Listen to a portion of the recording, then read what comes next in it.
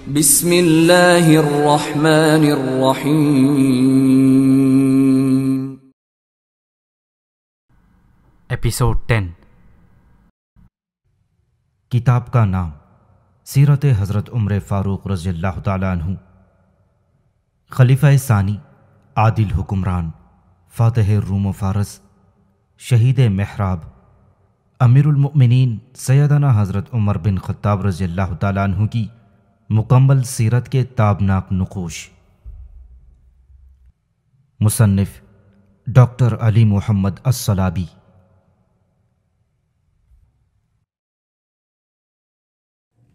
انسان کی آزادی ایک بنیادی فطرتی قانون ہے۔ خلفائے راشدین کے دور میں خلافت اسی قانون پر قائم تھی۔ یہ قانون اسلامی اور شرعی حدود کے اندر رہتے ہوئے عامت الناس کو آزادی فراہم کرتا ہے۔ یہ اسلام ہی تھا جس نے آزادی کا نعرہ بلند کیا۔ یہ ایک ایسا عظیم نعرہ اور دعوت تھی کہ اس جیسی عظیم دعوت کی مثال تاریخ میں کہیں نہیں ملتی۔ انسانی آزادی کا ثبوت سب سے پہلے قرآن کریم سے ملتا ہے۔ اس میں انسان کو آزادی سے کون و مقام میں غور و فکر کرنے کی دعوت دی گئی ہے۔ انسان کے دل و دماغ سے پوچھا گیا ہے کہ کیا کائنات کا نظام انسان کو اللہ تعالیٰ کی وحدانیت کے اقرار اور ساری کائنات اور مخلوقات کو چھوڑ کر صرف اللہ تعالیٰ کو ہی مسجود اور معبود ماننے پر مجبور نہیں کرتا؟ اس دعوت توحید کے لیے انسان کو مکمل آزادی دی گئی ہے۔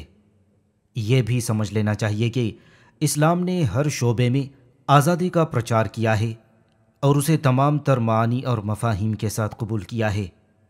کبھی یہ ایجابی فعل کی شکل میں ہوگا، جیسے امر بالمعروف اور نہی عن المنکر کو اپنانا، اور کبھی سلبی فعل کی شکل میں، جیسے کسی کو بھی جبراً اسلام میں داخل نہ کرنا، اور کبھی آزادی کا تعلق رحمت و شفقت، ہمدردی، شورا اور مساوات جیسی صفات سے ہوگا، کیونکہ یہ سارے قوانین ایسے ہیں جنہیں پوری آزادی کے ساتھ نافذ کرنے کی ضرورت ہے۔ خلفائے راشدین کے دور میں آزادی جیسی نعمت عظمیٰ نے اسلام کو پھیلانے، فتوحات کے حصول اور اسلامی مملکت کی توسیع میں اہم کردار ادا کیا ہے، کیونکہ اسلام وہ مذہب ہے جس نے انسان کی آزادی کو وسیع تر پیمانے پر تسلیم کیا ہے۔ اسلام نے یہ قانون اس تاریک زمانے میں متعارف کروایا جب بہت سی سیاسی قومیں اور روم و فارس جیسی سلطنتیں شدید ظلم و ستم کے قوانین کے تحت زندگی گزار رہی تھیں، اور ایسی گروہ بندی کی شکل قائم کی تھی کہ لوگ اس کی وجہ سے سخت تنگی کا شکار تھے۔ خاص طور پر دینی اقلیتیں سخت ترین ہلاکت اور ظلم کے تحت زندگی بسر کرنے پر مجبور تھیں۔ مثال کے طور پر رومی سلطنت کی طرف سے یعقوبی مذہب اختیار کرنے والوں پر شدید ترین ظلم کیا جاتا تھا۔ خاص طور پر مصر اور شام میں انہیں رومیوں کا سرکاری مذہب ملکانی قبول کرنے پر مجبور کیا جاتا تھا۔ مجبور کرنے کا ایک ظالمانہ طریقہ یہ تھا کہ بہت سی مشعلیں لی جاتیں، انہیں آگ سے روشن کیا جاتا، پھر لوگوں کے جسموں سے لگا دیا جاتا، یہاں تک کہ وہ جل جاتے، ان کے جسموں کی چربی پگھل کر زمین پر گر جاتی۔ اس دوران میں ظالم سنگ دل حکمران دینی اقلیتوں کے مظلوم لوگوں کو مقدونیہ کا سرکاری مذہب قبول کرنے پر مجبور کرتے رہتے۔ دوسرا طریقہ یہ رائج تھا کہ آدمی کو ایک بڑے ریت سے بھرے تھیلے میں ڈال دیا جاتا، پھر اسے دریا برد کر دیا جاتا۔ اس طرح اہل فارس بھی آسمانی مذاہب پر ایمان لانے والوں پر طرح طرح کے ظلم کرتے تھے، خاص طور پر اس لیے بھی کہ رومیوں اور ان کے درمیان دشمنی تھی اور ان کے مابین خون ریز جنگیں ہوتی تھیں۔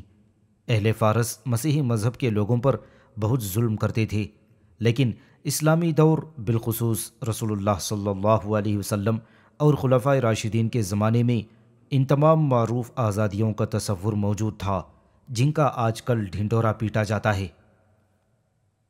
سیدنا عمر کے دور میں لوگوں کو جو آزادیاں میسر تھیں وہ ملاحظہ فرمائیں۔ مذہبی آزادی۔ اسلام نے کسی کو قطعاً زبردستی دین حق قبول کرنے پر زور نہیں دیا، بلکہ اس کے برعکس اسلام نے ہر انسان کو اللہ کی بنائی ہوئی کائنات اور پیدا کی ہوئی تمام مخلوقات میں غور و فکر کی دعوت دی۔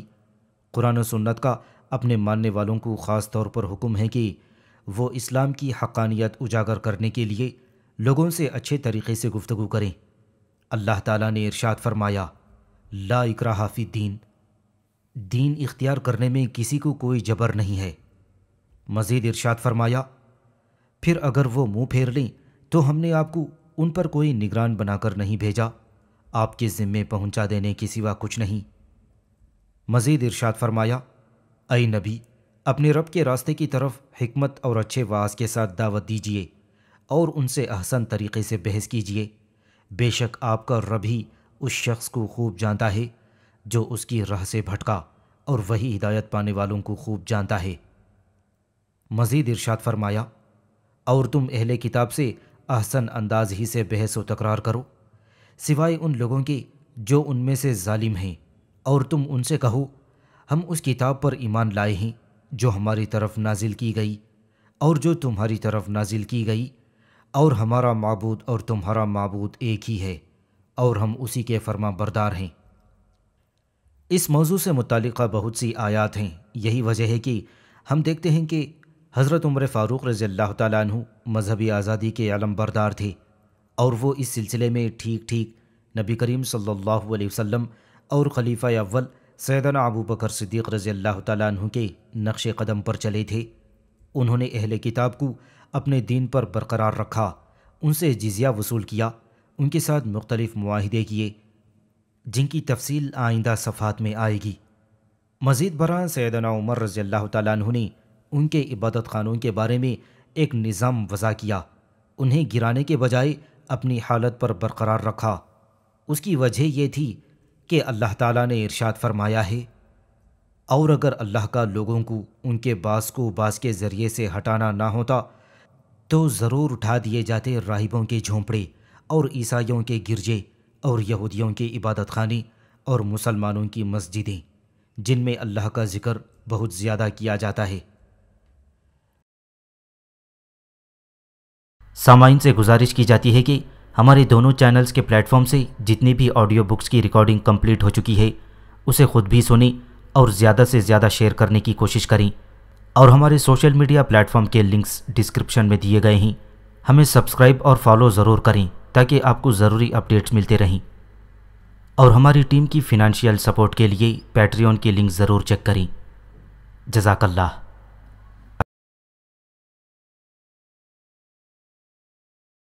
سیدنا عمر رضی اللہ تعالیٰ عنہ کے دور خلافت میں صحابہ اکرام کی سرکردگی میں ہونے والی فتوحات اس حقیقت پر شاہد ہیں کہ ان میں دیگر ادیان کا بے حد احترام کیا گیا ہے، کسی کو بھی جبراً اسلام قبول کرنے کے لیے نہیں کہا گیا۔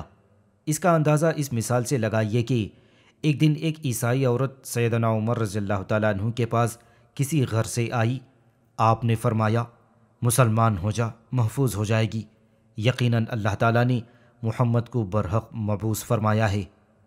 یہ ارشاد سن کر اس نے کہا میں ایک بوڑھی عورت ہوں اور موت کے قریب ہوں۔ سیدنا عمر رضی اللہ تعالیٰ عنہ نے اس کی ضرورت فوراً پوری کر دی، لیکن بعد ازاں دل میں خیال گزرا کہ شاید انہوں نے اس عورت کو اس حاجت روائی کے عوض زبردستی اسلام میں داخل کرنے کی کوشش کی ہے۔ اس پر انہوں نے کثرت سے استغفار کیا اور اللہ تعالیٰ کی بارگاہ میں عرض کیا، اے اللہ، میں نے صرف اس کی رہنمائی کی ہے، اسے مجبور نہیں کیا۔ ایک دفعہ سیدنا عمر رضی اللہ تعالیٰ عنہ کے ایک عیسائی غلام اشق نے بیان کیا، میں ایک عیسائی غلام تھا، مجھے سیدنا عمر نے فرمایا مسلمان ہو جا، ہم تجھ سے مسلمانوں کے معاملات میں مدد لینا چاہتے ہیں، لیکن ہمارے لیے ممکن نہیں کہ ہم کسی غیر مسلم کو مسلمانوں کے معاملات کا کوئی عہدہ عطا کریں، لیکن میں نے ان کی بات ماننے سے انکار کر دیا۔ اس پر انہوں نے ارشاد فرمایا لا اکراہ فی الدین، دین اسلام اختیار کرنے میں کسی پر کوئی جبر نہیں۔ جب ان کی شہادت کا وقت قریب آیا تو انہوں نے مجھے آزاد کرتے ہوئے فرمایا جہاں دل چاہے چلا جا۔ سیدنا عمر رضی اللہ تعالیٰ عنہ کے دور خلافت میں اہل کتاب اپنی مذہبی عبادات کے سلسلے میں اپنے دینی شعائر پوری آزادی سے ادا کرتے تھے۔ وہ اپنے گھروں اور عبادت خانوں میں گھنٹیاں بھی بجاتے، انہیں کوئی منع نہیں کرتا تھا، کیونکہ شریعت اسلامیہ نے انہیں مذہبی آزادی کا مکمل تحفظ عطا کیا تھا۔ علامہ طبری رحمۃ اللہ علیہ سیدنا عمر رضی اللہ تعالیٰ عنہ کے زمانہ خلافت میں اہل فلسطین کو دی گئی امان کا تذکرہ کرتے ہوئے لکھتے ہیں کہ سیدنا عمر نے امان نامے میں یہ تحریر کرایا تھا کہ اہل ایلیا کو ان کی جان، مال، صلیب اور گرجا گھروں کے بارے میں امان دی جاتی ہے۔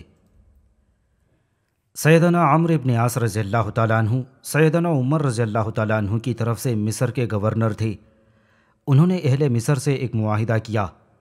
اس عبارت میں معاہدے کی عبارت یہ تھی: بسم اللہ الرحمن الرحیم۔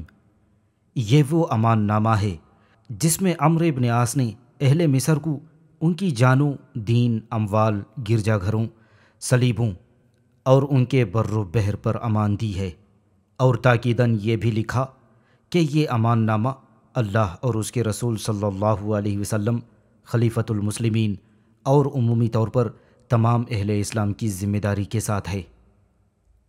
تمام فقہا کا اتفاق ہے کہ ذمیوں کو اپنے مذہبی شعائر کے اظہار کی محدود سطح پر اجازت ہے، لیکن اگر وہ ان کا اظہار سر عام کریں، مثلاً مسلمانوں کے شہروں میں سر عام صلیب کی تشہیر وغیرہ کریں، تو اس امر کی انہیں اجازت نہ ہوگی۔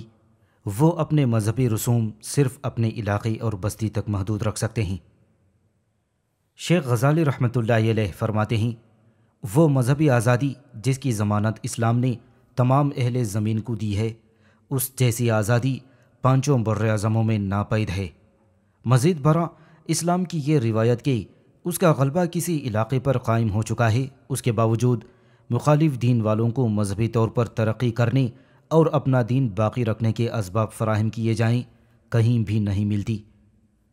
جناب فاروق اعظم رضی اللہ تعالیٰ عنہ اسلامی معاشرے میں مذہبی آزادی کا قانون نافذ کرنے کے لیے آرزومند نظر آتے تھے۔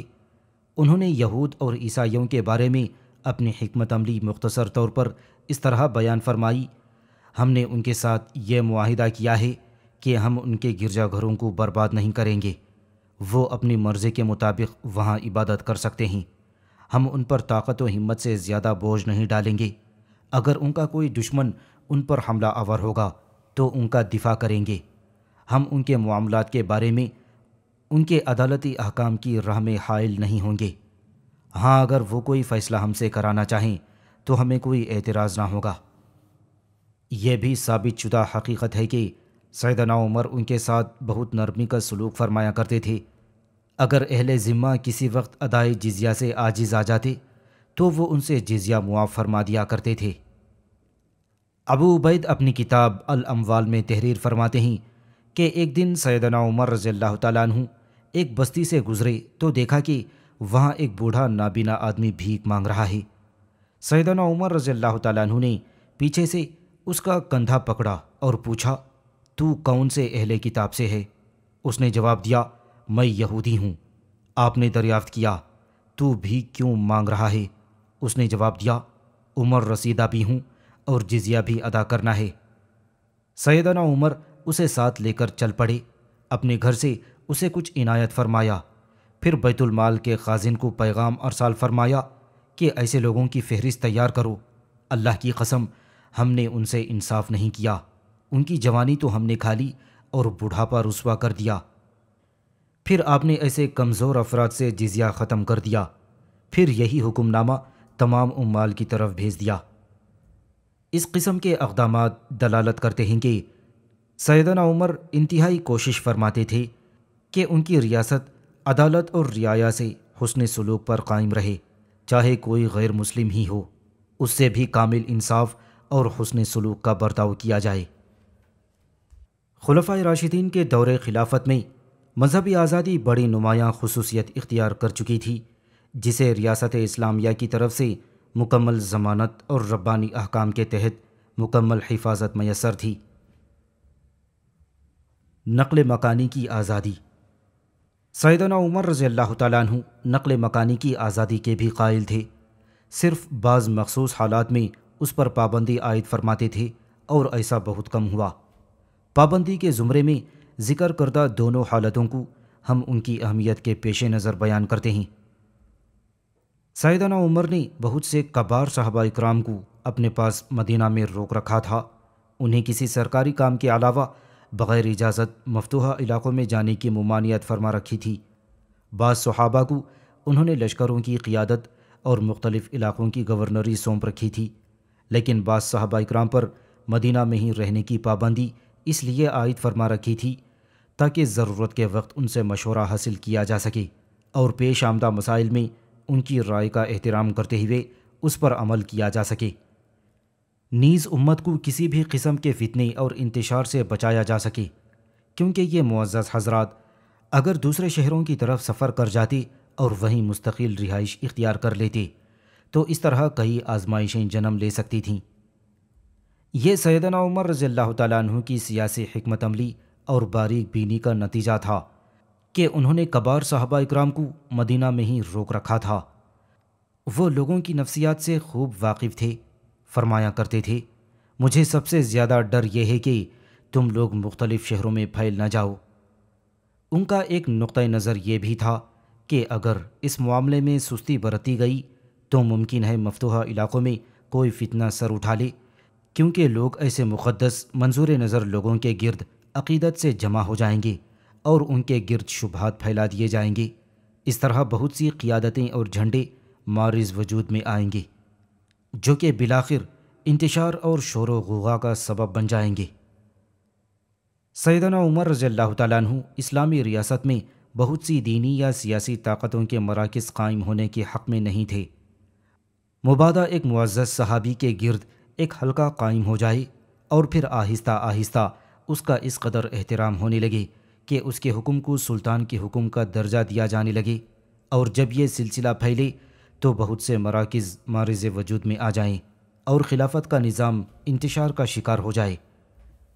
سیدنا عمر رضی اللہ تعالیٰ عنہ کا کبار صحابہ اکرام کو مدینہ طیبہ میں روکنے کا ایک مقصد یہ بھی تھا کہ کسی بھی حکم کے اجرا میں انہیں شامل کیا جا سکے اور انفرادی رائے اور اس سے پیدا ہونے والی کسی ممکنہ شورش سے بچا جا سکے۔ اگر اس طرح کے تیار شدہ حکم ناموں کو شرعی حیثیت حاصل نہ ہوتی تو سیدنا عمر کی طرف سے جاری کردہ کوئی بھی حکم نامہ اس وجہ سے ناقابل اعتبار ہو جاتا کہ شریعت اسے درست نہیں سمجھتی، کیونکہ رعایا پر حکم نامے کا مؤثر ہونا مصلحت سے مربوط ہوتا ہے جو باہمی اجتہاد سے حاصل ہوتا ہے۔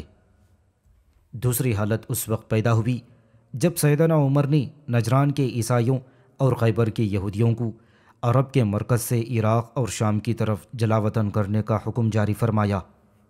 آپ کو اس اقدام کی ضرورت اس لیے محسوس ہوئی کہ انہوں نے ان معاہدوں اور شرائط کی پاسداری ختم کر دی تھی جو انہوں نے رسول اللہ صلی اللہ علیہ وسلم سے کیے تھے، حالانکہ عہد صدیقی میں ان کی تجدید بھی ہوئی تھی۔ اس وقت ان لوگوں کے علاقے اور گھر سازش اور حیلہ سازی کے مراکز بن چکے تھے اور ضروری ہو گیا تھا کہ اس قسم کے شیطانی قلعوں کو نیست و نابود کیا جائے اور ان کی طاقت کو توڑ دیا جائے۔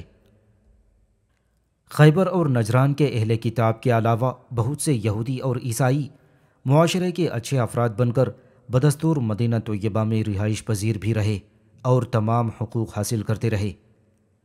علامہ بیہقی رحمۃ اللہ علیہ اپنی سنن میں اور عبدالرزاق بن حمام سنانی اپنی مصنف میں سعید بن مسیب رحمۃ اللہ علیہ اور ابن شہاب رحمۃ اللہ علیہ سے نقل فرماتے ہیں، سیدنا عمر رضی اللہ تعالیٰ عنہ نے اس قضیے کے بارے میں مکمل جانچ پڑتال فرمائی، یہاں تک کہ انہیں مکمل اطمینان اور یقین ہو گیا کہ یہ رسول اللہ صلی اللہ علیہ وسلم کے اس فرمان کے مطابق ہے، جزیرہ عرب میں دو دین ایک ساتھ نہیں رہ سکتے۔ امام مالک رحمۃ اللہ علیہ بھی ابن شہاب زہری سے ایسی ہی روایت فرماتے ہوئے لکھتے ہیں، پھر سیدنا عمر نے نجران اور فدق کے علاقے سے ان سب کو جلا وطن فرما دیا۔ نبی کریم صلی اللہ علیہ وسلم کی نبوت پر صحابہ اکرام رضی اللہ تعالیٰ عنہ مجمعین کو یقین کامل تھا، جبکہ آپ صلی اللہ علیہ وسلم سے دشمنی کے سبب یہودیوں و نصارہ معاہدوں کی پاسداری کرنے سے طبعی طور پر قاصر تھے۔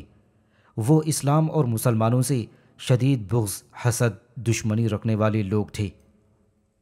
خیبر کی یہودیوں کو جلا وطن کرنے کا سبب حضرت عبداللہ بن عمر رضی اللہ تعالیٰ عنہ یہ بیان فرماتے ہیں کہ جب خیبر والوں نے میرے ہاتھ اور پاؤں کو جوڑوں سے اکھاڑ دیا تو سیدنا عمر رضی اللہ تعالیٰ عنہ نے خطبہ ارشاد فرمایا، بلا شبہ اللہ کے رسول نے خیبر کے یہودیوں سے معاہدہ فرمایا تھا کہ ان کے مال محفوظ رہیں گے، اور فرمایا تھا ہم تمہیں اس وقت تک برقرار رکھیں گے جب تک کہ اللہ چاہے۔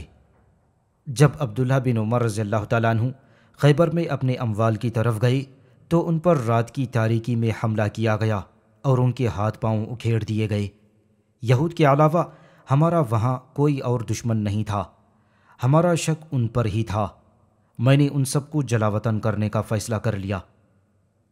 جب سیدنا عمر رضی اللہ تعالیٰ عنہ نے یہ پختہ عزم کر لیا تو بنو حقیق کا ایک یہودی آیا اور کہنے لگا، اے امیر المؤمنین، کیا آپ ہمیں ایسے سرزمین سے بے دخل کرنا چاہتے ہیں جہاں ہمیں محمد نے برقرار رکھا اور خیبر کے اموال پر ہم سے صلح فرمائی اور شرائط عائد کی تھیں؟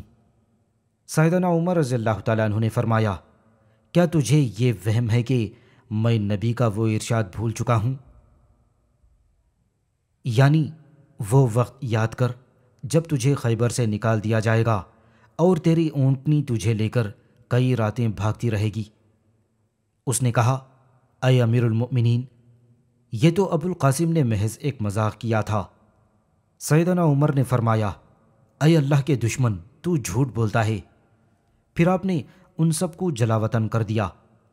سیدنا عمر نے ان کے پھل، اموال، اونٹ، سامان جو پالان یا رسیوں وغیرہ کی شکل میں تھے، ان سب کی قیمت عطا فرما دی۔ بلا شبہ یہود نے غداری کی اور عہد نامہ توڑا، چنانچہ قدرتی امر تھا کہ رسول اللہ صلی اللہ علیہ وسلم کی وصیت کے مطابق انہیں جزیرہ عرب سے بے دخل کر دیا جائے۔ سیدنا عمر نے انہیں تیما اور اریحا کی جانب جلا وطن کر دیا۔ اسی طرح نجران کے عیسائیوں نے بھی بد عہدی کی۔ انہوں نے رسول اللہ صلی اللہ علیہ وسلم کے ساتھ طے ہونے والے معاہدوں، جن کی تجدید صدیق عہد میں بھی ہوئی تھی، اس کی پاسداری ختم کر دی۔ انہوں نے سود کھایا اور سودی لین دین کیا۔ سیدنا عمر نے انہیں نجران سے عراق کی طرف جلا وطن کر دیا اور ان کے بارے میں عمال کو لکھا، اما بعد، یہ لوگ شام یا عراق جہاں بھی پہنچیں انہیں وہاں کی بنجر زمین میں رہنے کی اجازت ہوگی، اور جو وہ محنت کریں گے وہ اللہ کی رضا کے لیے انہی کی ہوگی اور ان کی سرزمین کے عوض ہوگی۔ وہ عراق میں کوفے کی ایک بستی نجرانیہ میں پہنچے اور یہیں رہائش پذیر ہو گئے۔ امام ابو یوسف رحمۃ اللہ علیہ فرماتے ہیں، حضرت فاروق اعظم رضی اللہ تعالیٰ عنہ کو عیسائیوں کی طرف سے مسلمانوں پر زیادتی کا ڈر تھا۔ یہی وجہ تھی کہ سیدنا عمر کی سیاسی بصیرت کے باعث انہیں جلا وطن ہونا پڑا۔ ان کی جلا وطنی میں رسول اللہ صلی اللہ علیہ وسلم کی وصیت کے مطابق اور بھی بہت سے سیاسی مقاصد و اسباب تھے۔ یہ سیدنا عمر کی بصیرت تھی کہ انہوں نے پہلے خیبر کے یہودیوں پر کاری ضربیں لگائیں، پھر نجران کے عیسائیوں کو جلا وطن کرنے کے لیے بہت سے وجوہ جواز تلاش کیے تھے تاکہ انہیں کسی ظلم یا زیادتی کے بغیر جلا وطن کیا جا سکے۔ اس طرح آپ نے اس سازش اور حیلہ ساز ٹولے کو امت پر احسان کرتے ہوئے سرزمین عرب سے نکال باہر کیا۔ وہ نہیں چاہتے تھے کہ یہ لوگ ایک طرف مدت تک یہاں ٹھہریں اور آنے والی مسلمان نسل کے لیے اپنی سازشوں کے جال پھیلائیں اور ملت اسلامیہ کسی مشکل میں گرفتار ہو جائے۔ امن کا حق اور تحفظ اور ملکیت کی آزادی۔ بلا شبہ اسلام نے امن کا حق تسلیم کیا ہے۔ بہت سی آیات اور احادیث میں اس کا تذکرہ موجود ہے۔ اللہ تعالیٰ کا فرمان ہے، فَلَا عُدْوَانَ إِلَّا عَلَى الظَّالِمِينَ، ظالموں کے علاوہ کسی پر کوئی زیادتی نہیں۔ مزید فرمایا، فَمَنِ اعْتَدَىٰ عَلَيْكُمْ فَاعْتَدُوا عَلَيْهِ بِمِثْلِ مَا اعْتَدَىٰ عَلَيْكُمْ، تو جو تم پر زیادتی کرے سو تم اس پر زیادتی کرو جیسے اس نے تم پر زیادتی کی ہے۔ اسلام نے گھریلو زندگی کے حق کو بھی تسلیم کیا ہے، جو امن عامہ کے حق سے بھی بڑھ کر ہے، کیونکہ اگر لوگوں کی گھریلو زندگی کو تحفظ حاصل نہ ہو تو ریاست کے بارے میں بہت سی غلط فہمیوں کے اسباب پیدا ہو سکتے ہیں۔ یعنی یہ کہ ریاست لوگوں پر زیادتی اور عدم تحفظ کی حالت کو کنٹرول کرنے سے قاصر ہے، جبکہ اسلامی ریاست کے بارے میں عوام کی مثبت سوچ ہونی چاہیے کہ ریاست نے عوام کو مکمل تحفظ فراہم کیا ہے اور انہیں ہر قسم کے ظلم اور زیادتی سے محفوظ کر رکھا ہے۔ یہ ایک ایسا حق ہے کہ اس سلسلے میں ایک فرد پر زیادتی سب لوگوں پر زیادتی تصور کی جائے، اور یہ ایک ایسا حق ہے کہ اس سلسلے میں ایک فرد پر زیادتی سب لوگوں پر زیادتی تصور ہوتی ہے۔ اللہ تعالیٰ کا ارشاد گرامی ہے، اسی وجہ سے ہم نے بنی اسرائیل پر لکھ دیا کہ جس نے ایک جان کو کسی جان کے بدلے کے بغیر یا زمین میں فساد کے بغیر قتل کیا تو گویا اس نے تمام لوگوں کو قتل کیا، اور جس نے اسے زندہ کیا تو گویا اس نے تمام لوگوں کو زندہ کیا۔ المائدہ۔ قرآن کریم اور نبی کریم صلی اللہ علیہ وسلم کی تعلیمات کا اثر تھا کہ سیدنا عمر رضی اللہ تعالیٰ عنہ نے اپنے دور حکومت میں سب لوگوں کو مستحکم امن عامہ اور گھریلو زندگی کی حفاظت کا حق فراہم فرمایا۔ انہوں نے خود راتوں کو جاگ کر لوگوں کے حقوق کی حفاظت فرمائی اور عوام کو ہر قسم کی دست درازی سے محفوظ کر دیا۔ وہ فرمایا کرتے تھے، میں نے تم پر اپنے عمال اس لیے مقرر نہیں کیے ہیں کہ وہ تمہاری چمڑیاں ادھیڑیں، عزتیں پامال کریں اور اموال چھین لیں۔ ان کا تقرر تو اس لیے کیا گیا ہے کہ یہ لوگ تمہیں اللہ کی کتاب اور تمہارے نبی صلی اللہ علیہ وسلم کی سنتوں کا علم سکھائیں۔ اگر کسی بھی عامل نے کسی پر کوئی ظلم کیا ہے تو وہ مجھے آگاہ کرے، میں اس سے قصاص لوں گا۔ سیدنا عمر رضی اللہ تعالیٰ عنہ سے یہ بھی منقول ہے کہ وہ فرمایا کرتے تھے، کسی شخص میں اتنی طاقت نہیں کہ اسے بھوکا رکھا جائے، ڈرایا جائے یا قید کر دیا جائے، تب بھی اس سے اقبال جرم نہ کرایا جا سکے۔ ان کا یہ فرمان اس امر پر دلالت کرتا ہے کہ کسی بھی مشکوک آدمی سے اقرار و اعتراف کرانے کے لیے زبردستی نہ کی جائے۔ زبردستی کے لیے کوئی وسیلہ چاہے مادی ہو یا معنوی بروئے کار نہ لایا جائے، یعنی اس کے کسی مال یا عطیے کو زبردستی نہ چھینا جائے، نہ اسے کسی عبرتناک انجام کی دھمکیاں دی جائیں۔ انہوں نے جب ابو موسیٰ اشعری رضی اللہ تعالیٰ عنہ کو قاضی بنا کر بھیجا تو ایک حکم نامے میں تحریر فرمایا، اے ابو موسیٰ، کسی بھی مدعی کو ثبوت حق فراہم کرنے کے لیے کچھ مہلت دے دی جائے، وہ ثبوت فراہم کر دے تو اس کے حق میں فیصلہ کر دے، ورنہ اس کے خلاف اپنا فیصلہ سنا دے۔ یہ طریقہ شکوک و شبہات ختم کرنے میں مدد دیتا ہے۔ یہ قول دلالت کرتا ہے کہ مدعا علیہ کو اپنے دفاع کا حق حاصل ہے اور اس کا احترام اور تحفظ بھی ضروری ہے۔ گھروں کی حفاظت کے بارے میں اللہ سبحانہ و تعالیٰ نے کسی بھی گھر میں بغیر اجازت یا بغیر کسی متعارف طریقے کے داخلہ ممنوع قرار دیا ہے۔ اللہ تعالیٰ نے ارشاد فرمایا، اے ایمان والوں، اپنے گھروں کے سوا اور گھروں میں داخل نہ ہو یہاں تک کہ انس معلوم کر لو اور ان کے رہنے والوں کو سلام کہو، یہ تمہارے لیے بہتر ہے تاکہ تم نصیحت حاصل کرو۔ پھر اگر تم ان میں کسی کو نہ پاؤ تو ان میں داخل نہ ہو یہاں تک کہ تمہیں اجازت دی جائے، اور اگر تم سے کہا جائے کہ واپس چلے جاؤ تو واپس ہو جاؤ، یہ تمہارے لیے زیادہ پاکیزہ ہے۔ سورۃ النور۔ مزید فرمایا، تم گھروں میں ان کے دروازوں کی طرف سے آؤ۔ سورہ بقرہ۔ مزید فرمایا، تم جاسوسی مت کرو۔ سورہ حجرات۔ گھروں کی حرمت عہد صدیق اور عہد فاروق دونوں میں نہایت محترم اور ضمانت یافتہ حقیقت سمجھی جاتی تھی۔ ملکیت کی آزادی بھی خلفائے راشدین رضی اللہ تعالیٰ عنہم اجمعین کے عہد مبارک میں محترم اور ضمانت یافتہ تھی۔ شریعت کے مطابق ملکیت کی آزادی کا قانون تمام تحفظات کے ساتھ نافذ تھا۔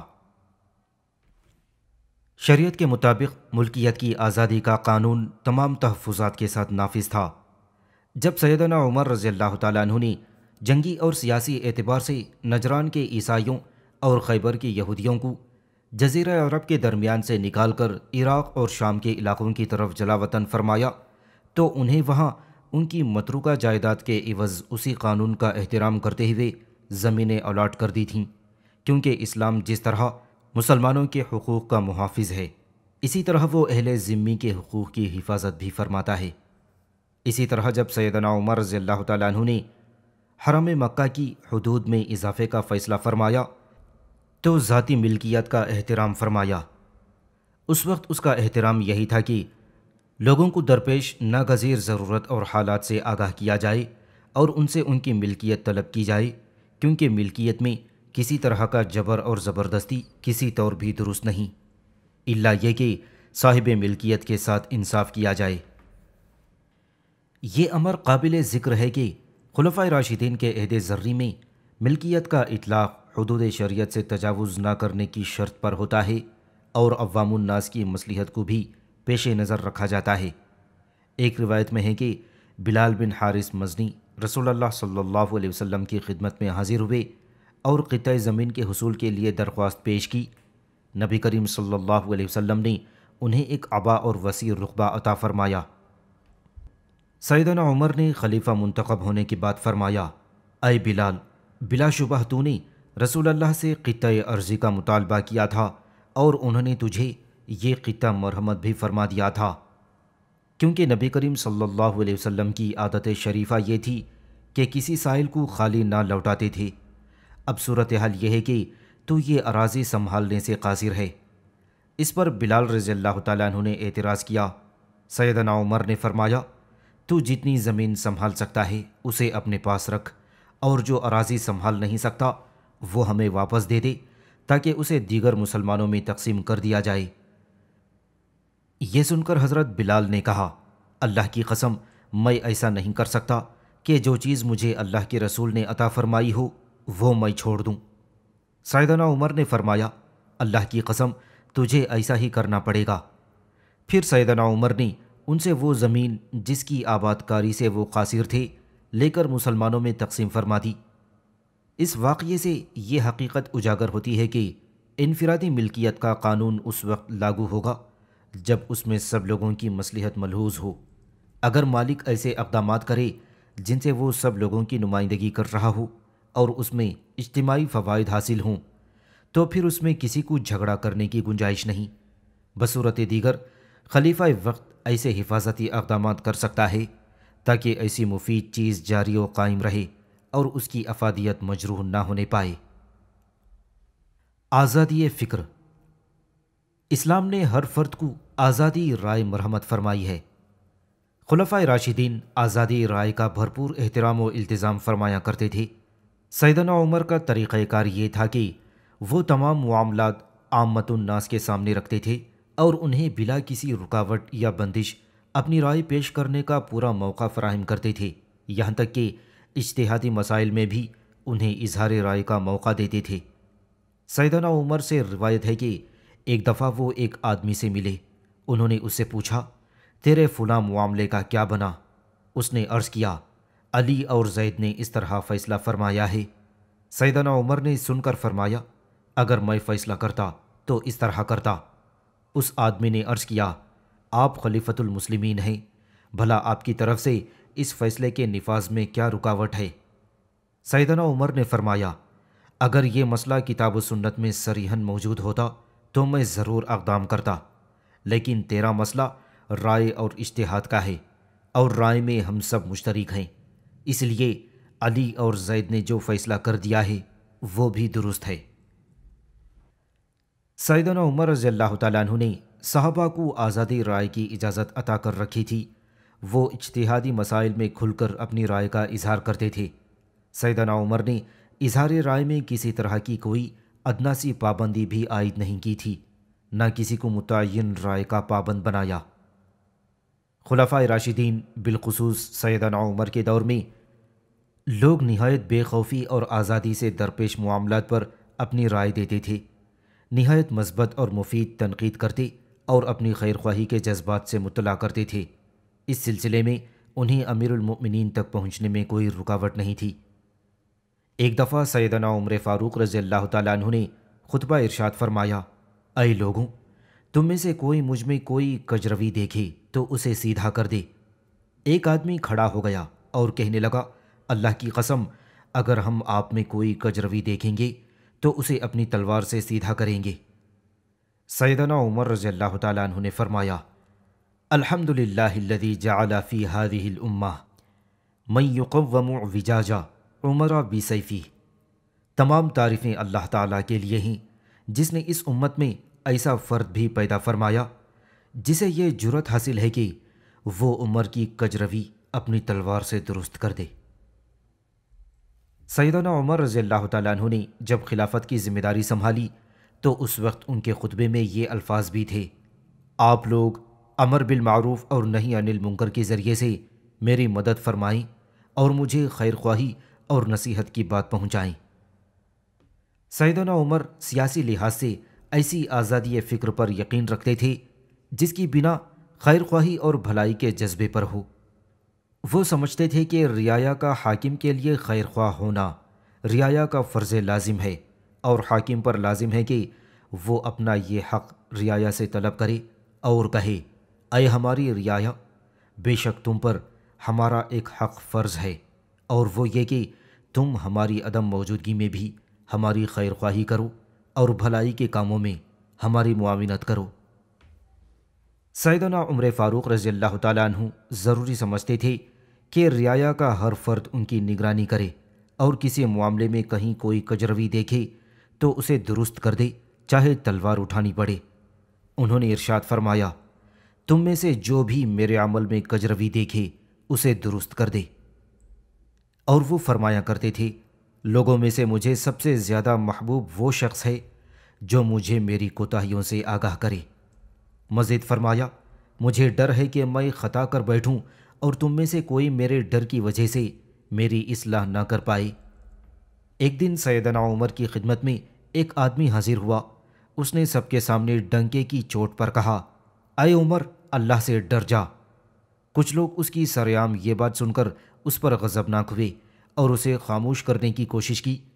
سیدنا عمر نے فرمایا: اے لوگوں، اگر تم اس جیسی بات نہ کہو تو تمہارے اندر کوئی خیر خواہی نہیں، اور ہم حکمران ایسی باتیں نہ سنیں تو پھر ہم میں کوئی بھلائی نہیں۔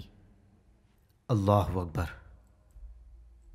ایک دن سیدنا عمر رضی اللہ تعالیٰ عنہ خطبہ ارشاد فرما رہے تھے: ایھا الناس اسمعوا و اطیعوا، اے لوگوں، بات سنو اور اس کی اتباع کرو۔ اسی دوران ایک آدمی کھڑا ہو گیا اور سیدنا عمر کی بات کاٹتے ہوئے بولا: اے عمر، کوئی سماع و طاعت نہیں ہوگی۔ سیدنا عمر نے نرمی سے پوچھا: کیوں؟ اے اللہ کے بندے، کیوں؟ اس نے کہا: غنیمت میں سے ہم سب کے حصے میں تن ڈھانپنے کو صرف ایک ایک چادر آئی ہے، اس چادر سے ایک قمیض بھی تیار نہ ہو سکتی تھی، لیکن آپ کے حصے میں آنے والی چادر سے آپ کی قمیض کیسے تیار ہو گئی؟ سیدنا عمر نے فرمایا: بس یہیں رک جاؤ۔ پھر اپنے بیٹے کو آواز دی تو عبداللہ بن عمر فوراً آگے آ گئے۔ انہوں نے وضاحت کی کہ ایک چادر سے میرے والد محترم کا لباس مکمل نہ ہو سکا، اس لیے میں نے اپنے حصے کی چادر اپنے والد ماجد کو دے دی تاکہ ان کا لباس مکمل ہو جائے۔ یہ وضاحت سن کر صحابہ اکرام مطمئن ہو گئے، اور اس سوال کرنے والے نے وضاحت سن کر بڑے احترام اور عاجزی سے عرض کیا: اے امیر المؤمنین، اب فرمائیے، ہم سماع و طاعت کے لیے تیار ہیں۔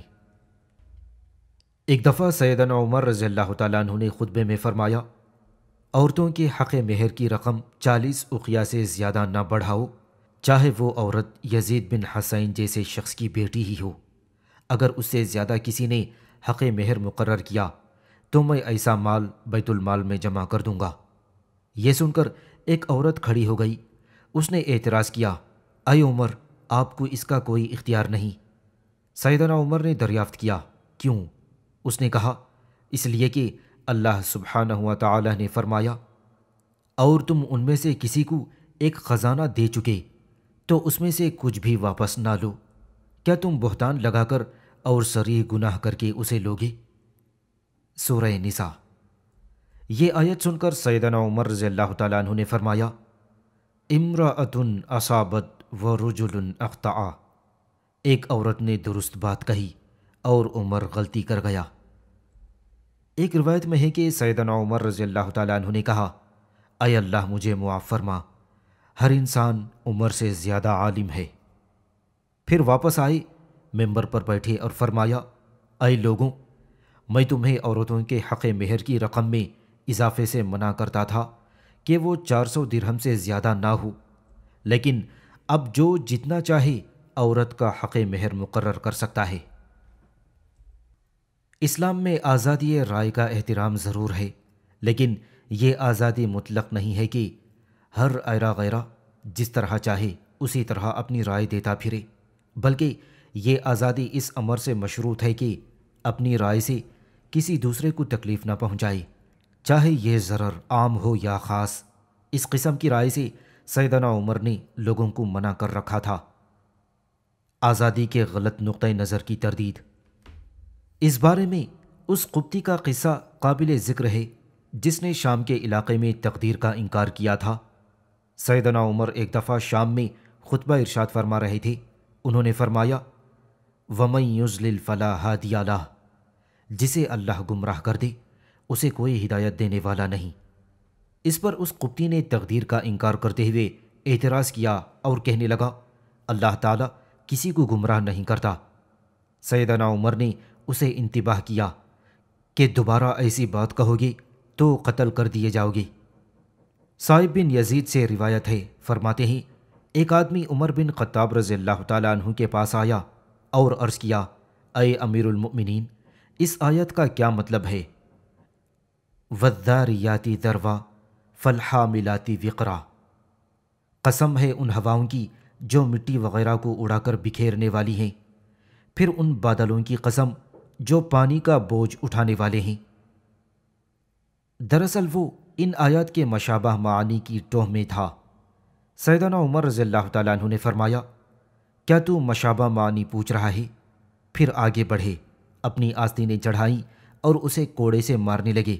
مسلسل مارتے رہے تا آنکہ سیدنا عمر کی پگڑی مبارک گر گئی۔ انہوں نے فرمایا، مجھے قسم ہے اس ذات کی جس کے ہاتھ میں عمر کی جان ہے، اگر تیرا سر منڈا ہوا ہوتا تو میں تیرے سر پر مارتا۔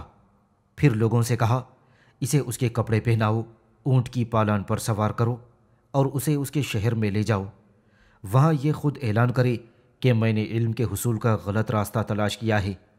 بعد ازاں یہ شخص ہمیشہ اپنی قوم کا ذلیل انسان تصور کیا گیا۔ آزادی رائے کی آڑ میں لوگوں کی توہین۔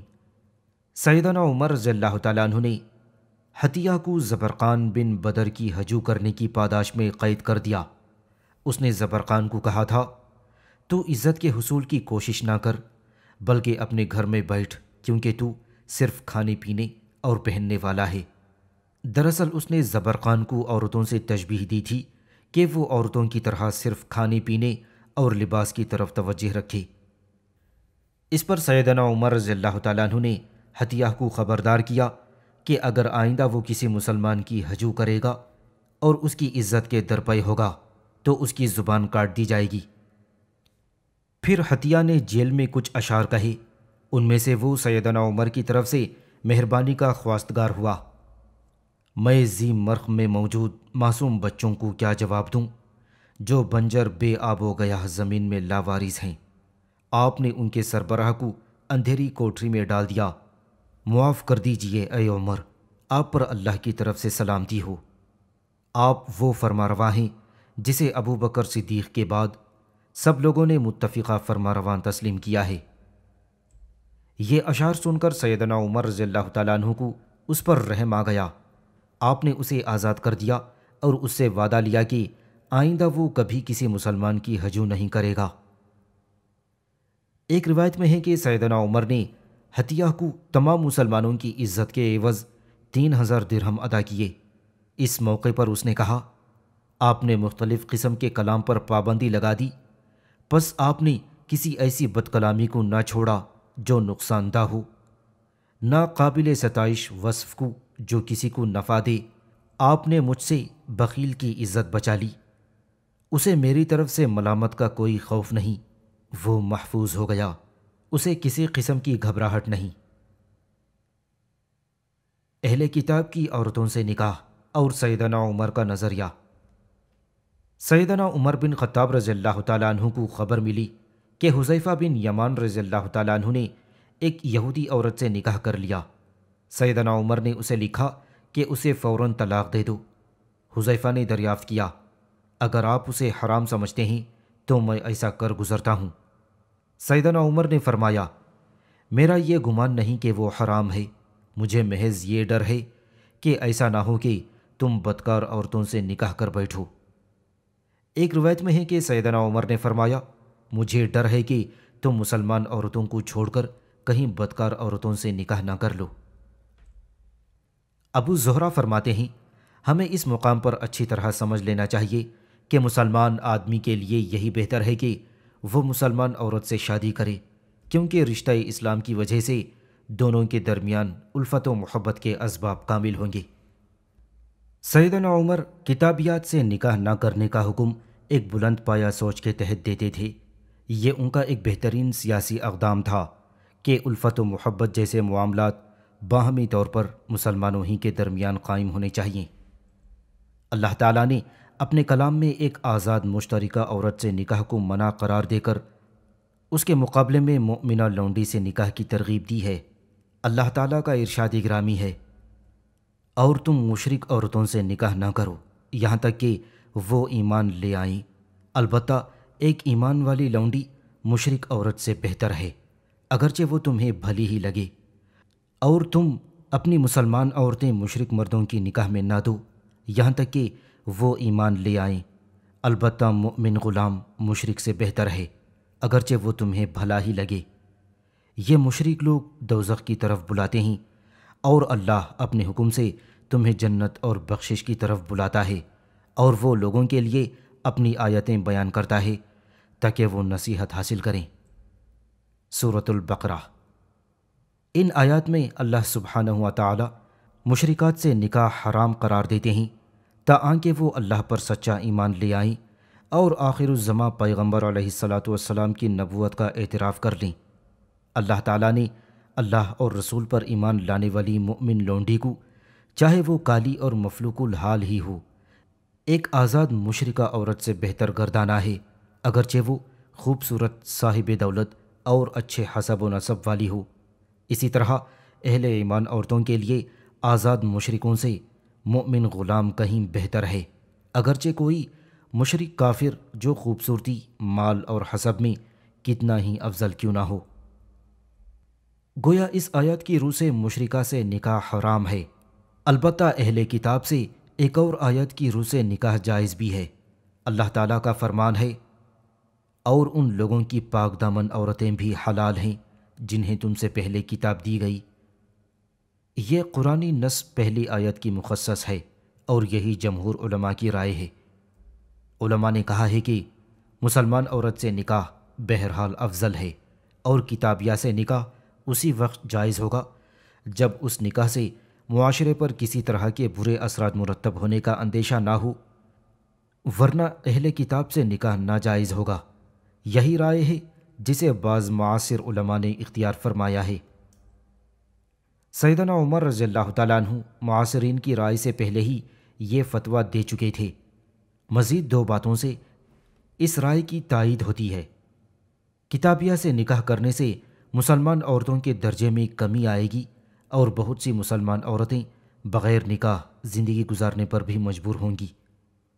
کتابیہ مسلمان مرد کے بچوں کی اسلامی تعلیم و تربیت پر اثر انداز ہو سکتی ہے۔ بادیوں نظر میں یہ دو مفاسد کتابیہ سے نکاح ناجائز ہونے میں بطور حجت کافی ہیں، لیکن دور حاضر میں بہت سے ایسے مفاسد سامنے آئے ہیں جو اس رائے کی بھرپور تائید کرتے نظر آتے ہیں۔ پروفیسر جمیل محمد مبارک نے ان میں سے بعض کا ذکر کیا ہے جو مندرجہ ذیل ہیں۔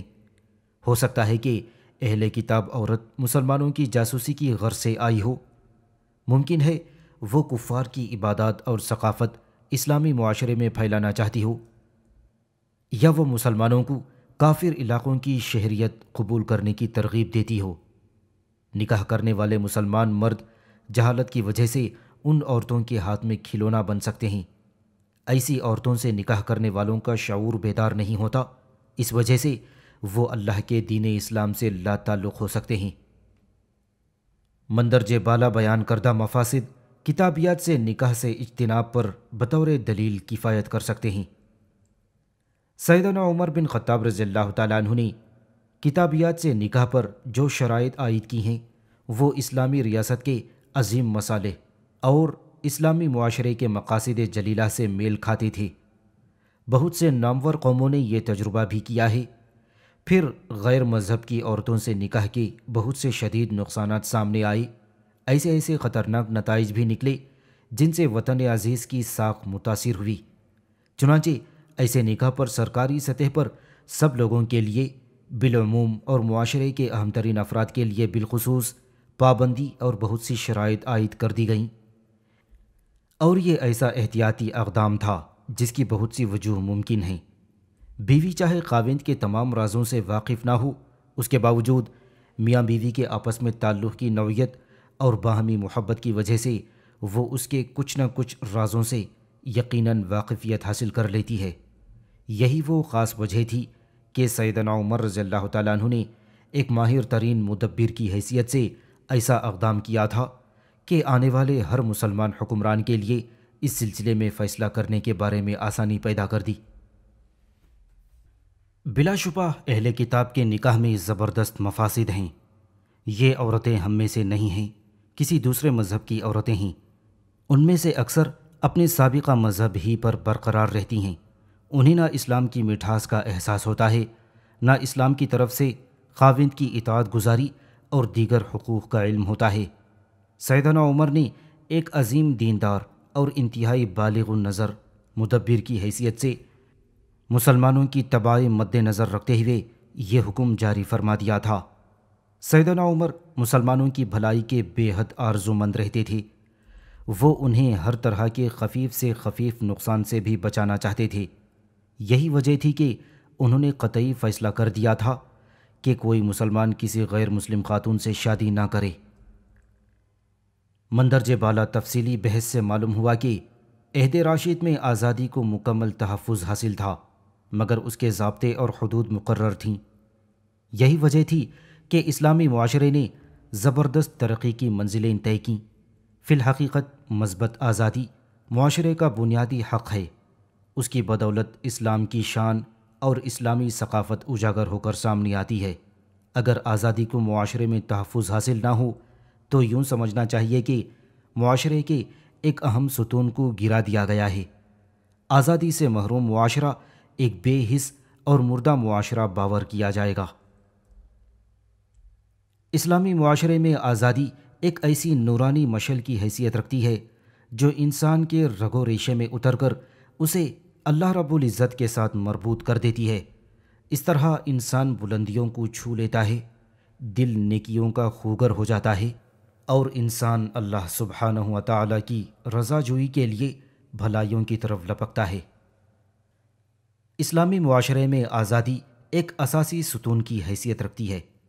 خلفائے راشدین کے عہد میں آزادی کی نعمت نہایت احسن شکل میں نافذ نظر آتی تھی۔ خلیفہ کے اخراجات اور اس کے بارے میں سیدنا عمر رضی اللہ تعالیٰ عنہ کی احتیاط۔ خلافت اسلامیہ اسلام کا حصہ ہونے کے ساتھ ساتھ اللہ سبحانہ و تعالیٰ کی ذات عالی سے قرب کا ذریعہ بھی ہے۔ جو خلافت کے منصب پر فائز ہوگا اور حق خلافت ادا کرے گا، وہ اس محنت و مشقت کے لیے اپنے مالک حقیقی سے ثواب کا طلبگار اور بہتر بدلے کا خواستگار بھی ہوگا۔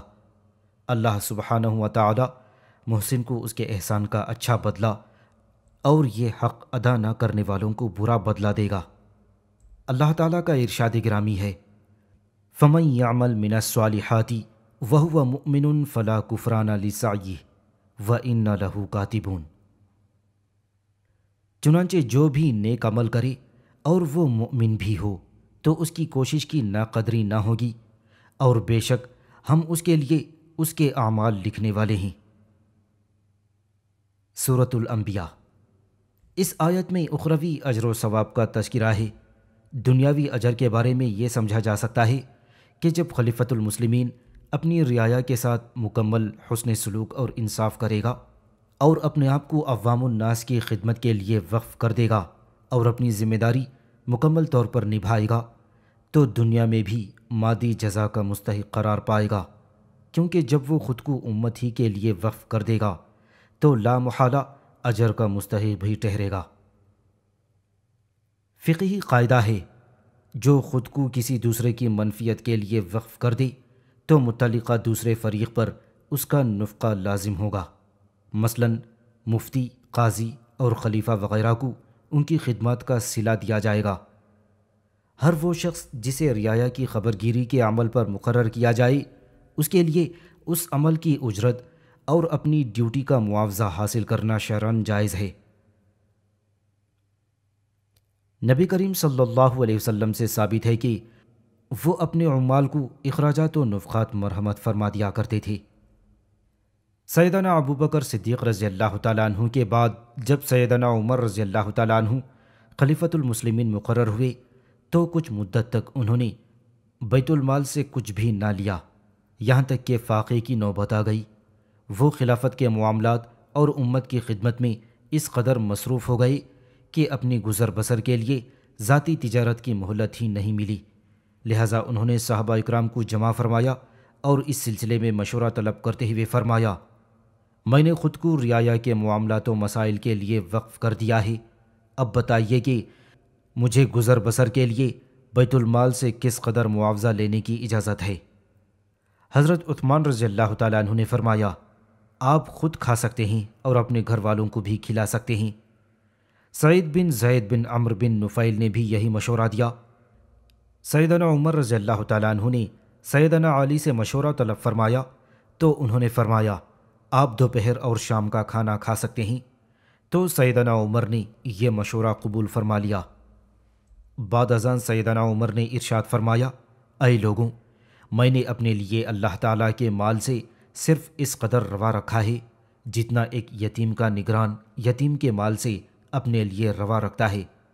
اگر میں کچھ مالدار ہو گیا تو بیت المال سے خرچہ لینا چھوڑ دوں گا، اگر حاجت مند رہا تو ضرورت کے مطابق لوں گا۔ ایک روایت کے مطابق سیدنا عمر صحابہ اکرام رضی اللہ تعالیٰ عنہ مجمعین کی ایک جماعت کے پاس آئے اور ان سے دریافت فرمایا، تمہارا کیا خیال ہے کہ میرے لیے اللہ تعالیٰ کے مال سے کس قدر معاوضہ لینا حلال ہے؟ اس پر تمام صحابہ نے عرض کیا، امیر المؤمنین کو اس بارے میں ہم سے زیادہ علم ہوگا۔ سیدنا عمر نے فرمایا، اگر تم چاہو تو میں تمہیں بتا دیتا ہوں کہ میرے لیے کیا حلال ہے۔ مجھے ایک سواری درکار ہے جس پر میں حج اور عمرہ ادا کرنے جا سکوں، ایک جوڑا سردیوں کے لیے اور ایک گرمیوں کے لیے، بچوں اور جملہ اہل خانہ کی خوراک، اور میرا وہ حصہ جو دوسرے مسلمان بھائیوں کے ساتھ ہے مجھے ملا کرے گا، کیونکہ میں بھی مسلمانوں کا ایک فرد ہوں۔ معمر بتاتے ہیں، جس سواری پر سیدنا عمر حج اور عمرہ کیا کرتے تھے وہ ایک اونٹ تھا۔ خلیفہ راشد عمر فاروق رضی اللہ تعالیٰ عنہ نے اپنے عمل سے تمام اسلامی حکام کے لیے اپنے ماتحتوں کے بارے میں امانت ادا کرنے کی اعلیٰ ترین مثال قائم فرما دی۔ امام ابو داؤد مالک بن اوس بن حدسان سے روایت کرتے ہیں کہ ایک دن سیدنا عمر رضی اللہ تعالیٰ عنہ نے فے کے مال کے بارے میں گفتگو فرمائی کہ اس مال کے بارے میں نہ تو میں زیادہ کا مستحق ہوں اور نہ تم میں سے کوئی دوسرے پر زیادہ استحقاق رکھتا ہے، ہم سب کتاب اللہ کی روح سے مختلف مراتب پر ہیں۔ نبی کریم صلی اللہ علیہ وسلم ہر شخص کو اس کے اسلام لانے کی اولیت، اسلام کے لیے اس کی قربانی، آزمائش اور ابتلا، عیالداری اور اس کی جملہ ضروریات پیش نظر رکھتے ہوئے مال مرحمت فرما دیا کرتے تھے۔ ربی بن زیاد حارثی سے روایت ہے کہ وہ ایک دفعہ سیدنا عمر رضی اللہ تعالیٰ عنہ کی خدمت میں حاضر ہوئے اور ان کی حالت دیکھ کر حیرت زدہ رہ گئے۔ ربی نے عرض کیا، امیر المؤمنین، عمدہ کھانے، عمدہ سواری اور عمدہ لباس کے سب سے زیادہ مستحق آپ ہیں۔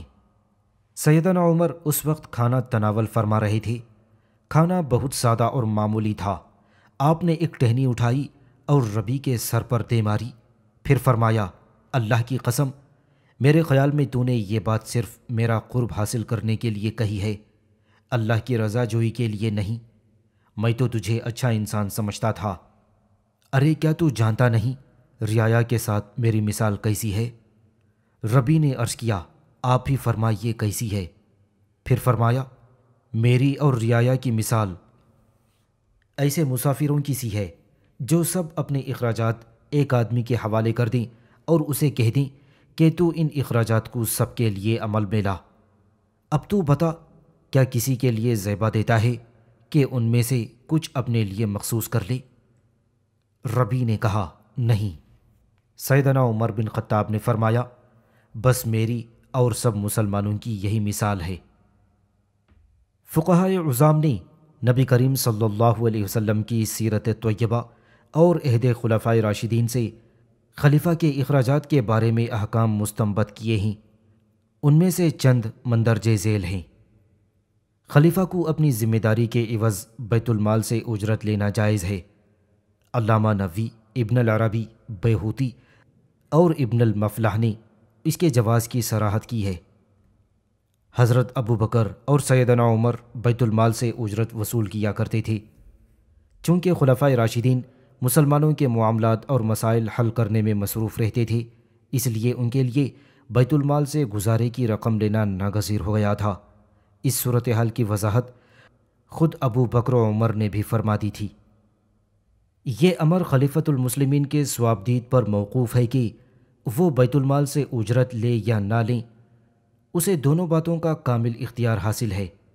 علامہ ابن منیر رحمۃ اللہ علیہ فرماتے ہیں، بہتر ہے کہ خلیفہ بیت المال سے اپنا مقررہ وظیفہ حاصل کرتا رہے، کیونکہ اس طرح وہ دل جمعی سے اپنی ذمہ داری پوری ادا کرے گا۔ اسے یہ احساس رہے گا کہ اس پر عائد ذمہ داری بہرحال ایک فرض ہے۔